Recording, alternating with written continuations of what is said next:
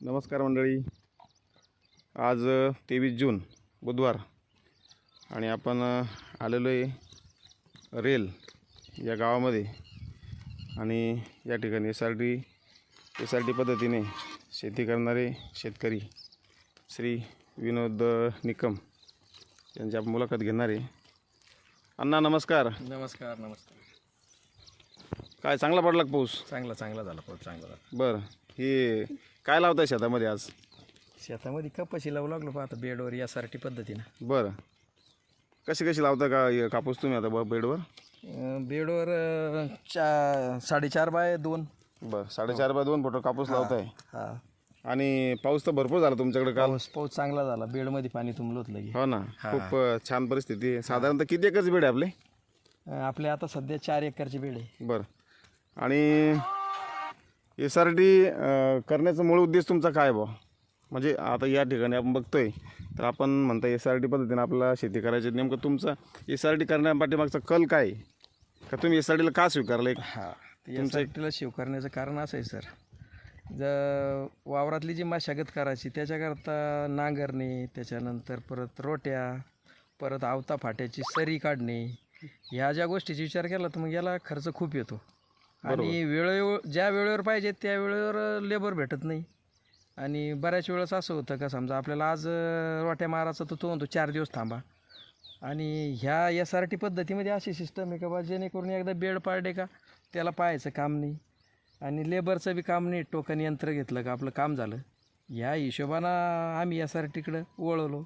सगळा खर्च काढून माहिती काढून पाहून आमचे रामचंद्र भाऊ पुंडा आमचे वर्गमित्रचे, पण मग त्यानं आम्हाला 5 वर्ष बोलत होते पण आमचं ते डोक्यात काही आलं नाही लवकर. पण आज आम्हाला त्या गोष्टीचं त्यांना जे दाखवलं, त्यांना जे केलं, या गोष्टीचं खूप म्हणजे थोडं लेटच समजलं. त्यानं 5 वर्षापूर्वी बसून ते करताय, पण आम्हाला थोडं लेट समजलं. पण आलो आम्ही त्यांच्या मार्गदर्शनाखाली. आता चालू आहे आमचं यास. तुम्हाला तणाची वगैरे भीती वाटत नाही का आता? म्हणजे नाही, या ठिकाणी तुम्ही म्हणता ही एकदाच बेड पाडायची, पण या ठिकाणी दुसरं काही आंतरमशागत करायची नाही, तर मग तणांचा बंदोबस्त कसा करणार तुम्ही? हा, तणाचा बंदोबस्त असा आहे की जेणेकरून आम्ही थोडं बऱ्याच दिवसाचं त्यांच्या ग्रुपला ॲड आहे आणि त्या ग्रुपमध्ये आम्ही त्याचे व्हिडिओ पाहतो, काही कोणाची समस्या ऐकतो, कमेंट राहत्या. त्या कमेंटच्या माध्यमातून आणि जे लोक पहिले 3 वर्षापूर्वी करताय, हे तर 5-6 वर्षापूर्वी करताय रामचंद्र भाऊ, पण त्या कमेंटनुसार आम्हाला पॉझिटिव्ह झालो आम्ही, का जेणेकरून तणाला घाबरायचं काम नाही. तण हा आपला दोस्त आहे बा. तण हा आपला दोस्त आहे आणि शेतीचे खरे मित्र आहे. हा, खरे मित्र आहे. तर ग्रुपवर पण चांगल्या पद्धतीनं आपण शेतकऱ्यांना मार्गदर्शन पण मिळतं.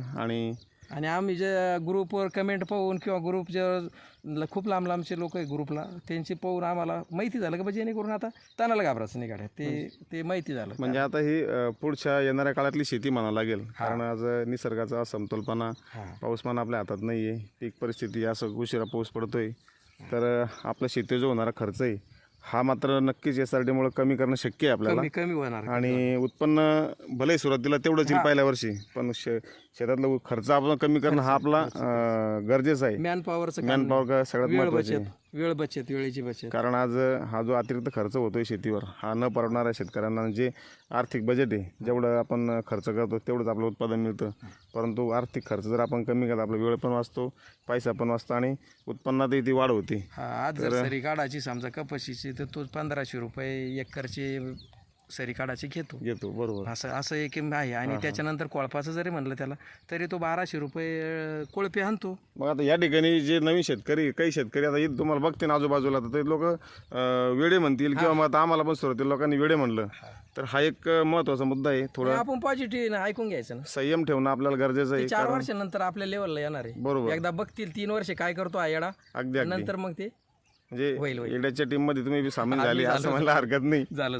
कारण ही एक मोठं शास्त्र याच्या पाठीमागं. आणि जे 2 ऋषी आदरणीय चिपळूणकर दादा आणि आदरणीय भडसाळे दादा यांनी आयुष्याचं 50-50 वर्ष या कार्यासाठी वेचली आणि त्याचं फळ आज आपल्याला मिळतं आहे. परंतु हे समजून घेणं गरजेचं आहे.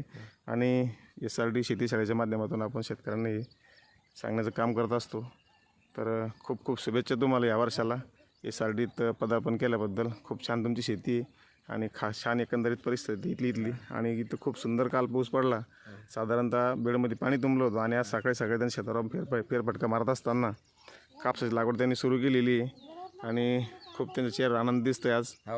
हे बघून खूप मलाही खूप आनंद वाटतोय. मी पण खुश आहे. आणि आपलं एकच दादांचं ध्येय एकच, जो शेवटचा शेतकरी आहे, हा. तो आनंदी झाला पाहिजे. दादाचे बी दर्शन झाले माझे. हो, रामचंद्र भाऊच्या मळ्यात आले त्यावेळेस दर्शन झाले, एक फोटोसुद्धा घेतलेला दादासोबत मी. आणि त्यावेळेस पॉझिटिव्ह झालो होतो मी. परंतु मग थोडा काळांतरानं परंतु राहिलं. पण यावर्षी परफेक्ट. नक्कीच आपण हे कार्य असंच पुढे घेऊन जात राहू आणि तुमच्या माध्यमातून हळूहळू इथले आजूबाजू शेतकरी यासाठी स्वीकारतील आणि त्यांच्या याच्यावर आनंद निर्माण होईल ही अशी आशा व्यक्त करूया आणि थांबूया मंडळी इथे. धन्यवाद. धन्यवाद.